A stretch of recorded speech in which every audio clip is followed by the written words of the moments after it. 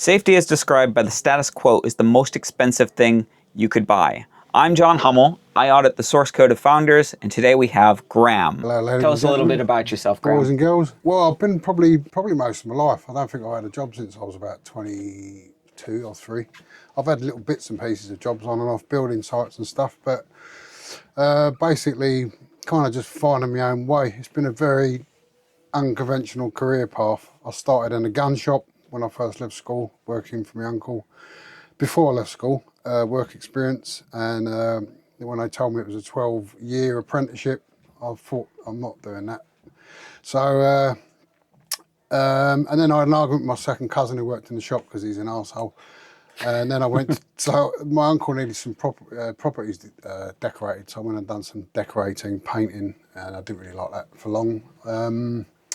Left there, I went and started a painting and decorating job actually after that, thinking about it, and then I'd done it for about 6 weeks. And I told the guy who I was painting and decorating for, I should say, who was teaching me, that I could do it myself, and he didn't like it, so he didn't want to work with me anymore. so they put me with a bricklayer, and I worked with him for a bit, and he was just a savage. He taught me a few things, but you know, he had issues. He threatened to stab me with his trowel one day, amongst other things. He was just a bit of a loon.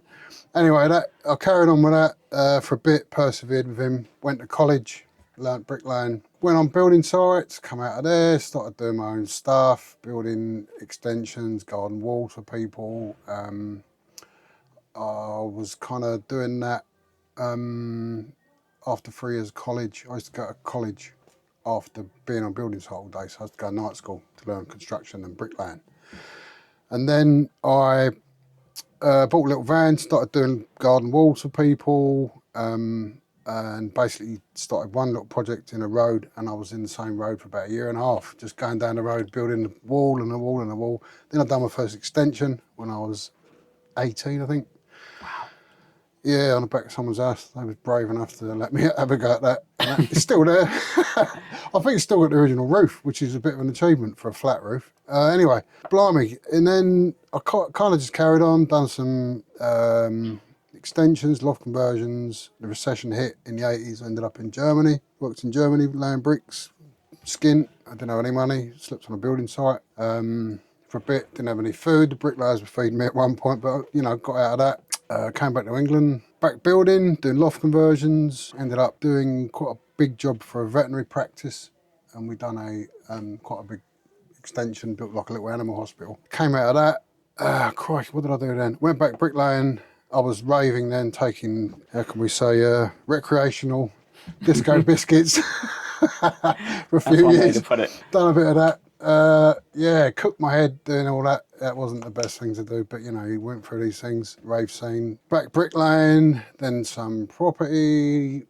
Went back with a guy that actually built a veterinary practice for me, went into business with him, done some property developing, built some houses, a couple of flats, one for me, one for him. And then I tried to do another one, and the planning permission was 9 years. So we waited 9 years for planning, and it was driving me mad. And then there was another bloody credit crunch. Of a lifetime. Yeah, the credit crunch came, but I'm like a dog with a ball. I wouldn't let it go because I know I could make a few quid. Ended up, the deal was he got the money together and I'd done a build, but in the end he couldn't get the money together. So I ended up buying the land off him, financing it myself from a loan shark. But we got it built. What else did I do? Oh yeah, in that sort of space, or in that gap of waiting for planning, I opened up a nightclub bar. We had a 2 o'clock license. We had DJs and doorman and all that sort of stuff for about nearly 5 months. Old bar that was taking about 600, 700 quid a week. It was just dead. When you walked in, there was a guy sitting there smoking roll-ups with his feet on the bar. And yeah, it was just you know, 1 or 2 customers a day. So I took that on. We done a refurbishment, put some sound system in there, record decks, DJ decks, mixer, door staff, and that was rocking. It was rocking. You couldn't get in at one point. It was full up by 11. We had queue down the road. It's quite exciting, making a few quid. Every nutter in South London was turning up to kind of get in on the action. That was a bit got a bit boisterous at times. I could tell you a lot more about that. And then, yeah, but that flooded. I lost it overnight. That was all gone overnight. And then that was a bit of a blow. 3 days later, my dad passed away unexpectedly. So that was a bit of a tough week. Yeah, so then, I don't know, I've done a bit of photography after that, I think, or was it before that? I can't remember. I got pissed off at bricklaying, so I went to college and learned how to be a photographer. Just when... How much did college teach you photography? I learned more doing it in my own studio, to be honest. But when I came out of photography, when I'd finished, I'll tell you how it happened, just remembering it. A month before I was due to finish, the lecturer said, there's no work in photography, you won't get a job. You might be lucky to get a job in Jessop's. And I'd been doing night school for 3 years. So I didn't bother finishing it. I just left after 3 years. It was only a month I couldn't blame you. I don't think school teaches you very much to begin with. What happened, I went into an interview with one of the lecturers and asked about doing a diploma. And he looked at my portfolio and he said, you don't need to stay here, just go and start. You know, you're already rocking with it. So I was all right. I won a few awards doing that. Opened a studio with Prince's Youth Business Trust. That went quite well for a bit. And then it kind of was just getting slower and slower. There was people started buying digital cameras because this was kind of film days before digital. The industry started to drop. I didn't have a good location for the studio. It was really difficult to get footfall. So I couldn't find, it was difficult to get customers in the door. And that was another problem. Because the rents are too expensive. It was in Sutton High Street.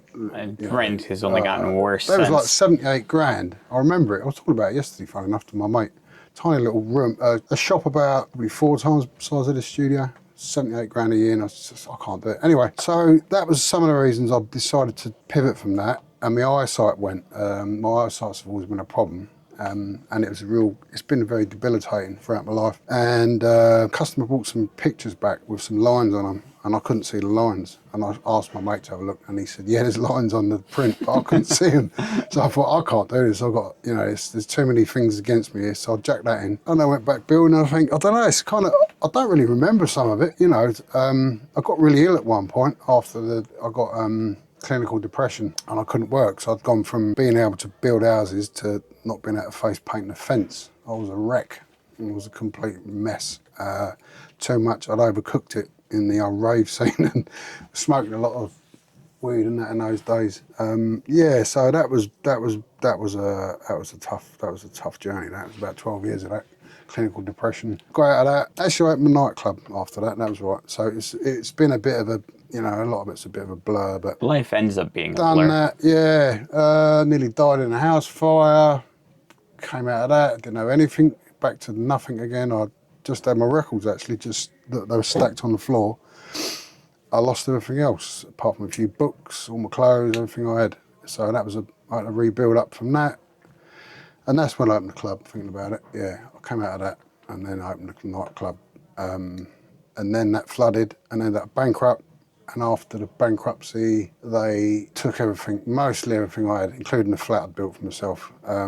So that was a bit of a blow. But the other property that I had with the planning permission, I hadn't put it in my name, left it in the name of my business partner, so they couldn't touch that. So we went on and eventually got that built, and I built a house there, got all that done. Well, yeah, it was a bit brutal, but, got it done. And then when that was finished, I went off to Lithuania with my partner and the kids. I wanted to go fish in the frozen lake. Yeah. Give them a taste of Lithuania and let them understand that they're half Lithuanian, because my partner's Lithuanian. Yeah, that's been quite good. It's been up and down. The temperatures this year was brutal. Like you've been following my story. It was brutal this year, minus 33, and everything went wrong. I would say it's brutal. The boiler broke twice. I ran out of logs, and I'd already cut like 4 ton of logs, maybe 5 ton. Because you cut myself out there with a chainsaw. So many people will think that's nothing. That's hardcore work. An astronomical amount of wood. Yeah. But I've done probably 8 ton in the end. But I'm not just cutting it, and I'm going in the forest, chopping the trees down, walking out with the logs, taking it back to the house with a trailer or in the car, cutting them up with a chainsaw and then splitting them. The whole homestead style. The whole thing, yeah. It's collar, But the thing, I don't mind doing it. It keeps you fit and strong, but it's just a waste of time for me. It's just dead time because you just do all that work, burn it, just to keep warm. So I'm getting a bit bored with that. And then the boiler broke. We had a load of stuff aggro, the little pellets you put in this boiler in bags. you can buy them in the shops, but because it was so cold, it had sold out. So that was just another thing, and it just went on and on and on this year. The key broke in the car. We've got an old car, you know, we can't afford a new car at the minute. So the key wouldn't register to the immobiliser, and no one would come out to our ice village and fix it.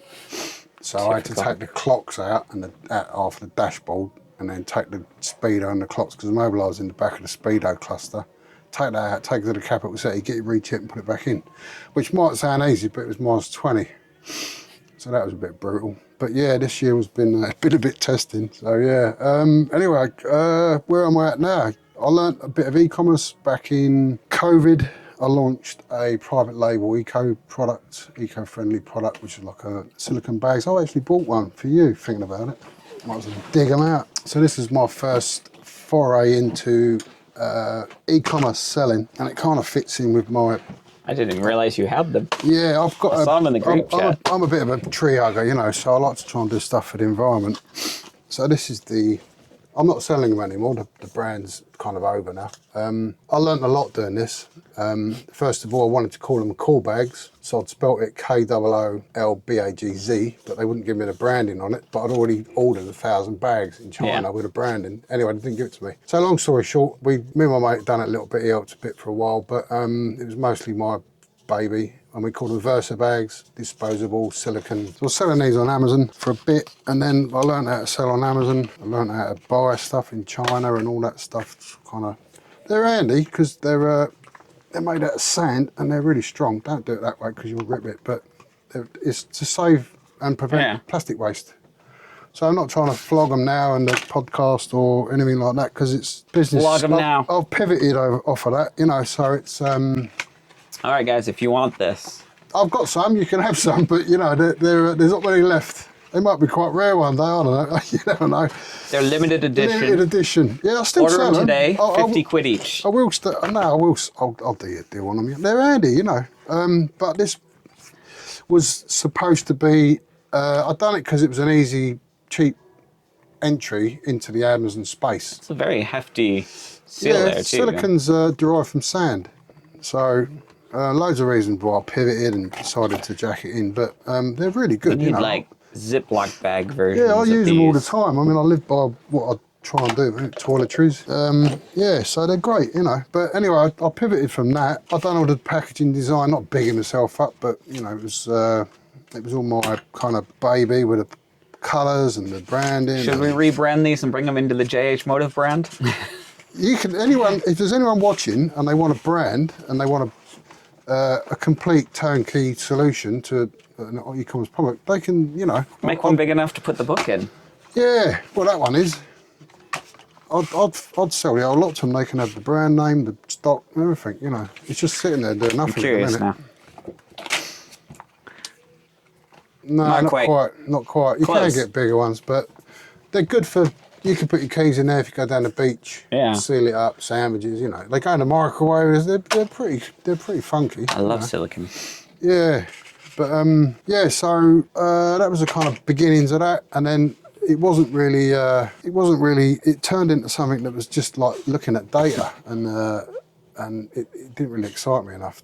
Amazon, it's good. I like it, but it was just looking at data, analysing search engine optimization, and Gotta love SEO. You know all about, yeah, but when you're doing PPC campaigns and that, and it's just, you're looking at all the data points, and it's just like, and that's all right if you're a data person, and I'm not really that way inclined. So I could have persevered with it and built that brand a bit, but I decided to pivot and do something different. Plus the profit margins had gone down at the time, so if you are thinking about doing this, you need to check your profit margins. I've got all the figures, but look into that. Or increase the value. Yeah, but the shipping costs have gone up now. It's probably so as the raw material, so the margins won't be what they were when I started. Oh, yeah. So anyone that's looking into that needs to check that, because of the obviously the global situation. Never start a business if you don't understand where the money's coming from and how it's being handled. You've got to do the figures on the profit margins and that. Anyway, return on investment, all that stuff. So I decided to pivot from that. I thought I'd try something else. I discovered British sweets, English sweets that were selling well in Amazon in America. You telling me this? So I found the 5 best-selling flavours, and then I was boxing them up and putting them into a box and buying them for $5 and selling them for $35, and they was flying like hotcakes. It was probably the best, well, one of the best little sort of side hustles I've ever done, I think. Convenience And is it a was powerful just tool. people, the Americans loved them. They couldn't get enough of them. Anyway, I'd done about 8 shipments of those. I sent a box load, then at Chester Market, that went all right. So I sent another box and 3 boxes and 5 boxes. And then just before Christmas, last year, I sent about 12 boxes. So like, I don't know, 1.5 tons of sweets, or maybe 2 tons of sweets. And they was getting delivered to my brother's flat in Croydon. And I was getting them dropped off by UPS, taking them up in the lift, undoing these great big boxes, packing them into little boxes, and then putting my little insert in, and then putting them all back into the boxes that they arrived in by cutting them all up and making my own boxes to save money, and then sending them back to the States. But that was just something else. One of the deliveries supposed to turn up. Well, it did turn up, and UPS said, yeah, it's downstairs. And I was like, well, you told me it would be here earlier, and I rang up in the afternoon to say, like, where's my delivery? And they said, well, we delivered it about 3 hours ago. So I went downstairs, and it weren't there, it was all nicked. So they nicked the whole lot. When some of the locals, just like, whew, done a Paul McKenna. So I had to order it all again, and I had to redo all the shipping documentation, because you've got to do that. You've got to do all that prior to it, arriving. You've got to make sure everything ties up in time frames. Anyway, shipping companies. that was a fucking nightmare. So anyway, that turned up a couple of days later, so I had to do it all again. So I packed it all up again. But when the next delivery turned up, the lift was broke, so I had to carry it all upstairs, pack it all up, and then 2 days later, take it all back downstairs again. Shipped it off, and off it went. And I was tracking it. It went, wherever it was going, Croydon. And unlike the other deliveries that were going Croydon, I think they went Stansted, straight out of the country, this one was going everywhere. It was going all around England, everywhere. I was thinking, where's it going? Eventually it got to, I think it's Stansted, and then it took off and got to the States. And when it got to the States, it stopped. It wouldn't move anymore. Now, I'd packed this up just before Christmas to hit the Christmas market, so I'd sent quite a lot of stuff. It was all my biggest shipment. Yeah, so what happened, the value had gone over a certain amount in monetary terms, and a whole load of food and safety regulations kicked in. So the small shipments, it was getting to the dock in the States, they were sending it from customs straight to Amazon. But because this was so big, it was a bigger shipment money-wise, it opened up a whole load of regs, and I didn't have the paperwork for it. So they wouldn't release it, they seized it all and destroyed it all. So I lost a lot. I know exactly what that's like. It was brutal, but I could have carried on with that and just writ it off and done another load, but I just thought, I can't do that again, all these packing. I'd made it too labour intensive. So the idea of that, because it was going quite well, was to finance my next project, which is what I'm doing now, which is a bigger play. And this is why I've been bashing about on Help Bank, and I discovered Simon Squibb whilst I was doing the sweets. I was back in Lithuania then, and I was watching YouTube, and he was interviewing Rory Sutherland, who's just a wizard of marketing. And I was hooked with Rory, and looking at Simon, I thought, yeah, he's genuine, this bloke, I can tell. He means what he's saying, and you could tell he's got it in him. That's what he wants to do. That's his thing. That's his purpose, and he's set out to do it. So you can tell. I like to think I'm a good judge of character, and so I was kind of all in and went down a bit of a rabbit hole. And then this is the first time I met you. I've actually still got that key ring you gave me at Wembley. So I coincided my return flight. And my faded sticker. Yeah, yeah. Do you remember? I've got it on my laptop. I only printed 50 I of like those. to try and support everyone. I'll probably put in the top of my head. So many people just stuck it in random places in London. Yeah, forward. But I coincided my return flight back to London, because I'm living in Lithuania, on and off, to get back to Wembley and meet Simon. There was only 50 of those. Was there? Yeah. Well, another rare item, you see. I like to support And people if there's I can. actually only 49 because one of them is broken in my room. Oh, there you go. So, so I flew back to my brother's flat where I stay now, in the Hood, in Croydon, Norwood Junction. One of the many. Yeah, so, We might Yeah, as well so just call London the hood. yeah. So, I don't mind it, you know, I've been in London all my life. I mean, I've been in worse situations, but I can hold my hands up, but you know, also been in better. it's a bit. I'm not a boxer or nothing, but you know, I'll try and look after myself. But so I've lost more than I've won. So anyway, yeah. Let's think. Oh yeah, so I come back to London. I went to Wembley to see Simon Squibb. That's where I met you and got the key ring. And I knew straight away when I could hear him talk on stage. You know, when he eventually came out, we was all waiting. And then Amelia Sordell was there. Just fucking post it and all that, and I thought, I like this. This is a bit of me, you know. I met Rob McCauley there. That was the first time I met Rob. I met Adam, a few other people, and then I was kind of all in then. So let's think. And then I kind of just kept bashing away at getting this product design, what we're doing. And so I started going on Outbank every day, like someone was saying, going on help people. And I didn't realise for about 3 months that there was loads more to the website. So I was just going on there and giving people advice every day. I didn't know there was all different courses and this and that, and I was just, I mean, the courses are more just Simon's videos. yeah, but you know, I didn't know it was there. I was just going on, I think it's just a bit basic, this I'll site. be honest, almost everybody doesn't realize how much there is to the Help Bank platform. Yeah, you know, but and you've got to people get navigate lost. these things. I'm not, you know, I'm not a techie like you. I mean, the UI was horrible. I'm back tapping. then. That's probably annoying for the mic. Yeah, so yeah, started doing that Help Bank stuff, and then Tring Ideas Fest came up, and I thought, well, I've got to go to that. The tickets were a bit expensive, you know, it's like 150 quid to get in, but you know, you need to try and find this money. I think It's not cheap, but they don't want it to be cheap because then they don't want everyone there. Anyway, I was, devalues. you know, but the camping was, I'm not going to say how much it was. It was outside my. I looked, it was quite high. It was a bit pricey, but I didn't want to spend that money anyway because that's, you know, I could put that back into my business at this stage. We're bootstrapping, you know, we're looking at, we're watching our pennies. Anyway, so I decided to do something different. I knew that I had to stand out when I got there because there's 2,000 people going, and I thought, I don't want to. There's going to be a lot of people wearing sort of different clothes or something like that, what they call peacocking, you know. And I thought, so many people are going to be dressed in suits, assuming that that's going to make them stand or out. something different, you know. And I thought, I can't do that, you know. I'm too old, but whatever. I need to think something different. The Mankini idea didn't last long. Just get a chicken hat. I can't do that. Get the chicken hat. Yeah. No, I didn't want to look stupid, you know. Anyway, so I decided not to do the clothing thing. So I decided to camp in the forest and do a wild camp, rather than going in the, you know, the hotels and stuff.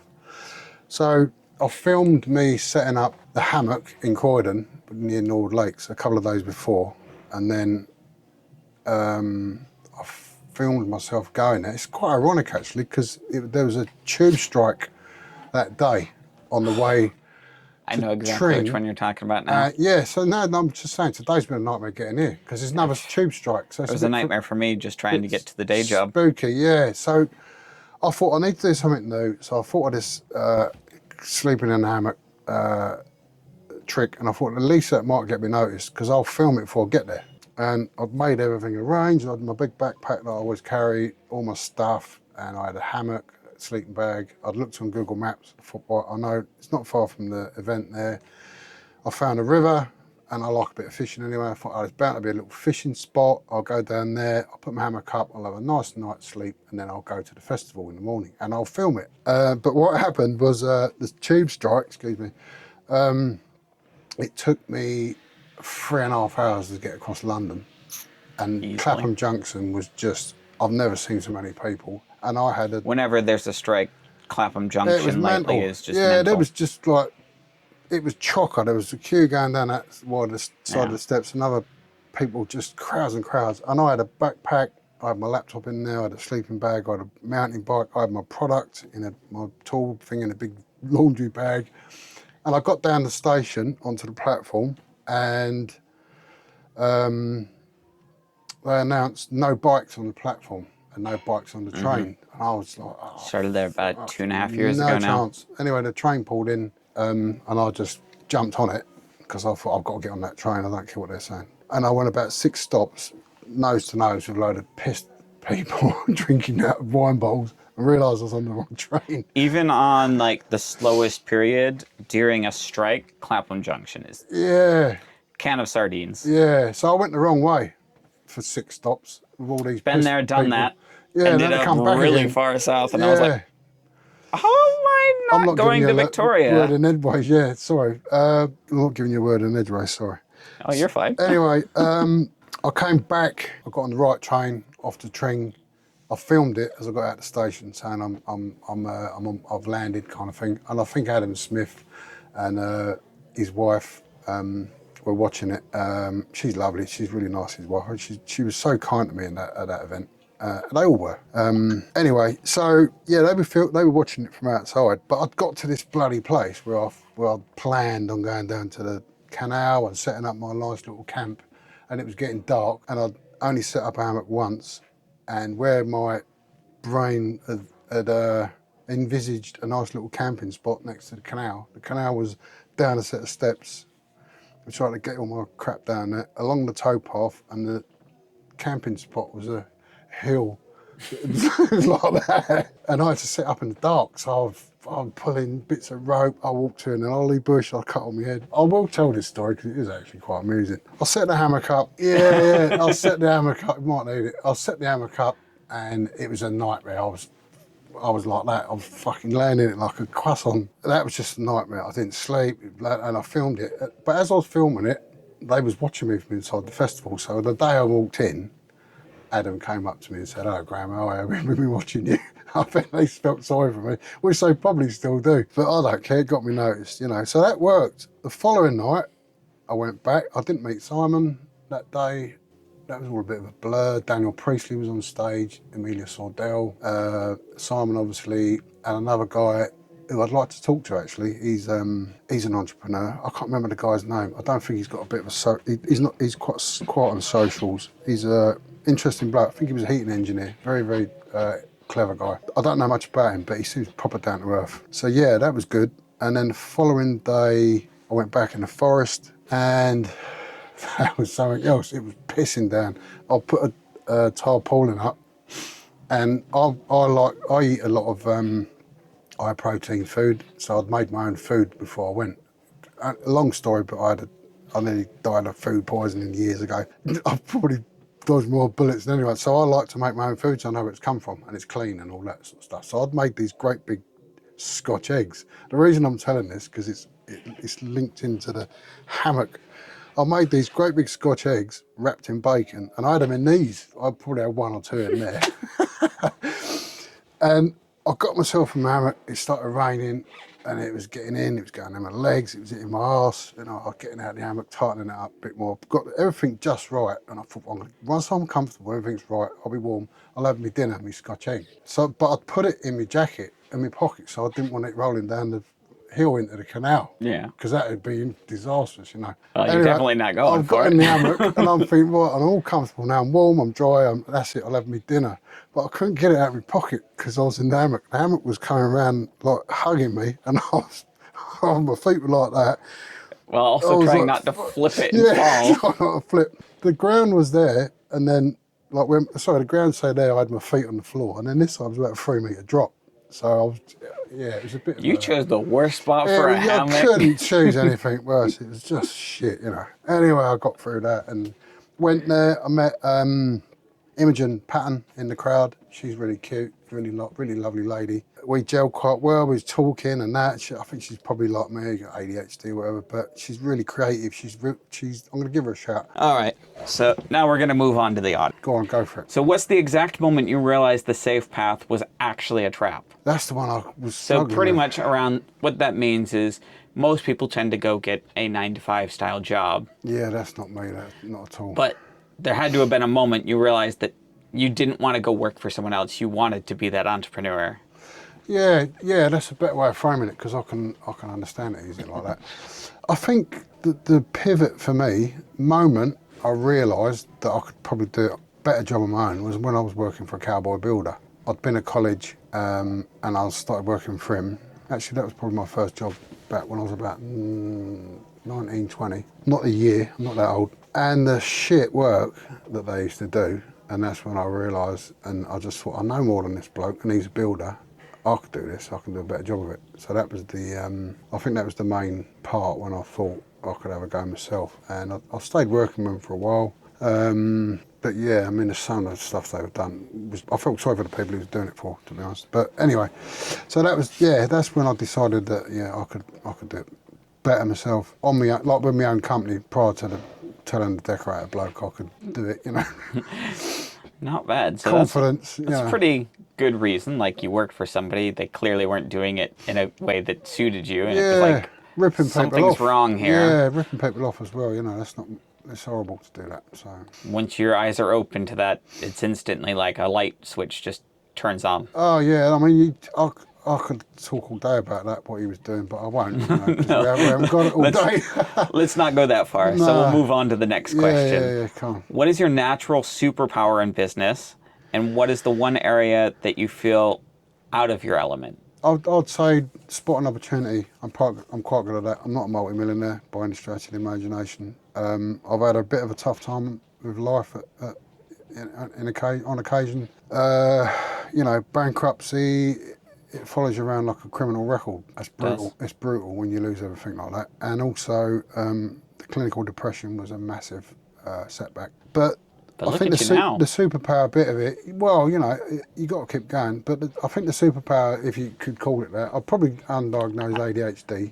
I mean, for me, I would say it's your rebounding. Yeah, I don't know what you mean by that, but so pretty much tennis, you hit a low and then you come back bouncing up. Back. You're just bouncing back into it. Yeah, I bounce back. Nothing's keeping you down. Yeah, no, nothing. That's what I would say. Yeah, but nothing. I want to know what your thought is. Yeah, no, so I didn't mean what you meant by that. Bouncing back, yeah, I'm pretty good at that. Resilience, I think spotting opportunity, because when I went into the property developing, actually, this is quite important because I spotted a guy that bought a house on the end of a terrace with a garage on the side, and he knocked the garage down and built another house. So in effect, he just bought a house with a free plot of land.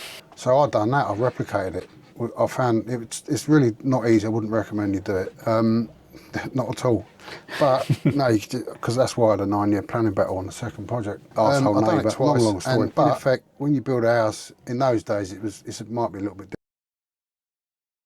different now, but a third of the cost is your land, a third of the cost is the build, and a third of it is the profit from the project. But it's different now. Anyway, so I decided that would be a good business to do because as I'm buying property and buying the plot, and it's not costing me anything. So that was quite a cute play in the end. Well, it would have been easy if we didn't have the battle, but planning battle. So I would say superpower, spotting opportunity, and the thing that I'm not good at, apart from the tech side of it, I don't like public speaking. I might feel like I'm struggling a bit now, and I struggle in front of crowds a little bit. I'm getting better at it, but I do struggle with that a bit. Yeah, practice makes perfect there. Yeah, no one can do everything. You've got to just keep going. We're our own worst critic. We will say it's an absolute horrible thing, but then the people in the crowd will be like, that was a 10 out of 10. Yeah, but it won't stop me doing it. I went to that conduit club the other day, and the guy got up and told us all about the club, which is an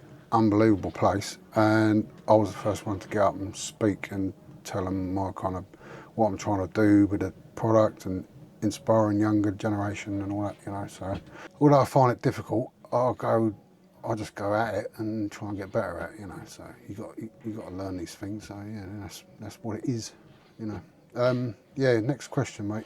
All right. What is the biggest lie or excuse you tell yourself when you're stressed or doubting your progress? Yeah, this is one I struggle with. I don't really lie to myself. I don't like to think I do. I'm pretty brutal. I'm honest with myself, and you might want to reframe it, but I don't know. I can't get my head around that one. I tend to be really, really honest and straight with myself as much as I can, and with other people. You do, but from our conversations, I've seen you doubt yourself before. Yeah, when you're an entrepreneur, and you might do things. I've bought and sold cars sometimes. You might not be so truthful with people, but you learn that that's not really the best thing to do sometimes. Not saying I've stitched a load of people up, but you've got to learn to be, as you get older and more wiser, you've got to be straight with people. You've got to be transparent. Because I've had the wall pulled over my eyes on that property project.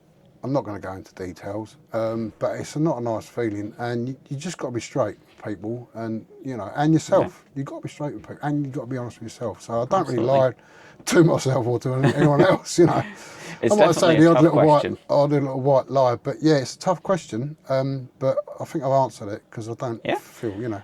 So the next one, when has playing it safe in your business actually ended up costing you the most? I mean, you sort of touched on this earlier. No, I can answer that, but I didn't think about it. Relying on other people to do the work and leaving them responsible for it, and it cost me dearly on a project. Probably cost me, I won't mention names, no, I won't mention anything about him actually because it's not fair on him. I relied on him to do a job and someone else was there and it wasn't done properly, and it was a 14-month project, and I walked to they flooded it in the end, the whole place got flooded. Another flood, but I walked away after 14 months and it cost me 15 grand. So yeah, I've had some I've had some punches in the head. I've made money as well. We made money on them houses, and so yeah, it's not all shit. I'm pretty sure I know the answer to this one, but let's move on to it.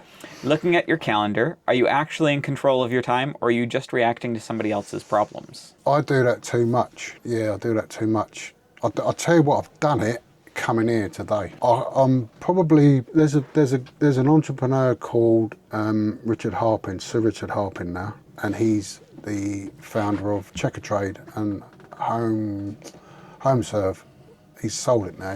He's done very well for a £4 billion exit, something wild like that. And I've been watching and consuming a lot of his content because I like him. He's really interesting, down-to-earth bloke. And this might seem a long-winded way of answering the question, but one of the things he says is don't have a to-do list, have a not-to-do list. And I tend to help more people during the day than what I do help myself on my own business. And today's a classic example. One of the reasons I was late, I got talking to a lady at the bus stop, believe it or not, and we jumped on the bus and she's trying to raise funding for a mobile dentist in Camden, and she's really quite well-to-do, high up in the Rotary Club and all that sort of stuff.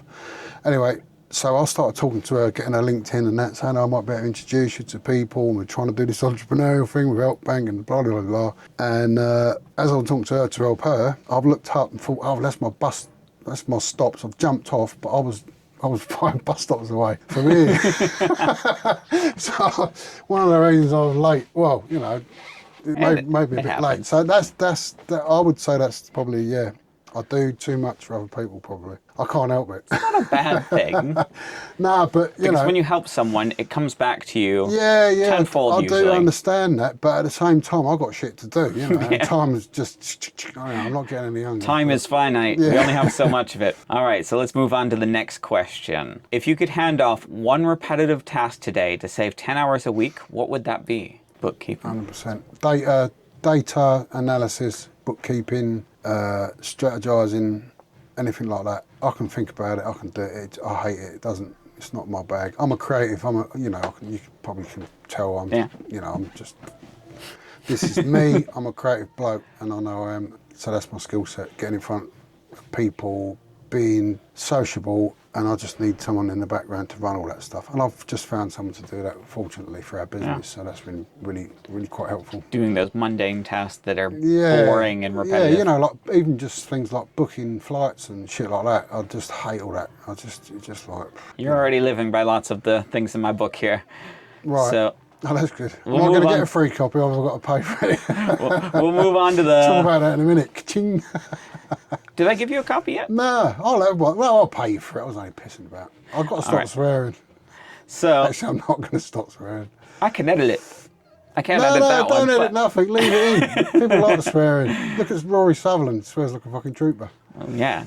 I don't understand. Kids. People get offended by it, but fuck them. Life's short. So moving on to our final oath question, the final question for this interview. Yeah. What part of your life or business are you most tempted to put on autopilot, and how will you stop that from happening? Yeah, this is another one. I couldn't get my head around it.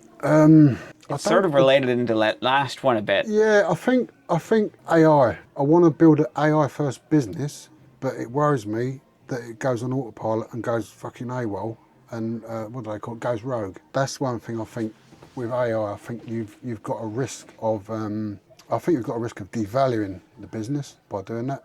As an example, I was getting some texts to me the other day on WhatsApp, in a WhatsApp group, and I didn't realise at first because it was 2 a.m. and I couldn't sleep, so I started looking at my WhatsApp, and it's a group of guys, they've got a company and they're trying to get people on board, builders, to elevate their business, teach them some more business skills, blah, blah, blah. Anyway, the AI chat that's coming in, I responded to it like it was the guy running the place, because he'd put his name there and all that sort of stuff to make it look a bit personal, but it wasn't. It was a AI spit out, and I just gave up because, one, I just was disappointed that it wasn't him. So I think the AI part of it has devalued his reputation. Stephen Bartlett done something like this recently on one of his podcasts, done an AI version of him, and I thought, you're devaluing yourself doing that. And I commented on it, you know, I think you're either a personal brand or you're an AI bot, you know, it's people are not going to relate to that. That's my opinion, I might be wrong. I mean, statistically, the vast majority of people don't care, but the people who aren't NPCs, we tend to care a lot more. Yeah, I think, let me just finish out. I was trying to talk about that WhatsApp thing, and I'll come chime in again on that. So what happened, I was waiting for my mate in the sun, and it just spat back a great big bloody AI thing like that, and I could tell it was AI straight away because of all the shit it was coming out with, noise, and you know what it's trying to be cool, whatever it's trying to say, and I just said AI slop and just hit send a return, and I might converse with them again, but I think that is a danger to let that run away with a business and not do it right. But having AI systems in place that run like AI bots to do email reach out or sales stuff and all that time consuming stuff, what Piers Lenny's building, Implement AI, is software. It's fucking wild good. It's really, really good. It's fascinating. Have you seen what he's doing? Yes, because he was at Elite Business Live. Yeah, and his stuff. But his entire thing was just a pitch on buy my software, and I understand where he's coming from, but he's leaving out some very major aspects security-wise in the AI field. Right, yeah. And see, he's using people's IP, right, which I find a bit sus. Right, I'm not going to comment. I don't assume it. I can't comment. No, but what I've seen, it looks. He may have signed amazing. I'm sure he's done something. He's a clever cookie, that guy. And A-Lock, the guy that his business partner, is really, really clever as well. Is that still recording? That was probably just my WhatsApp message. All right. So yeah, I'm really excited by the AI. I think it's fantastic. I mean, don't know. If I had that when I was younger. You know, we did. We just didn't utilize it the same way we do today. I also find it a bit, I'm not going to tell you what I call it on camera, chat GPT, but a lot of people have heard me refer to it as something else.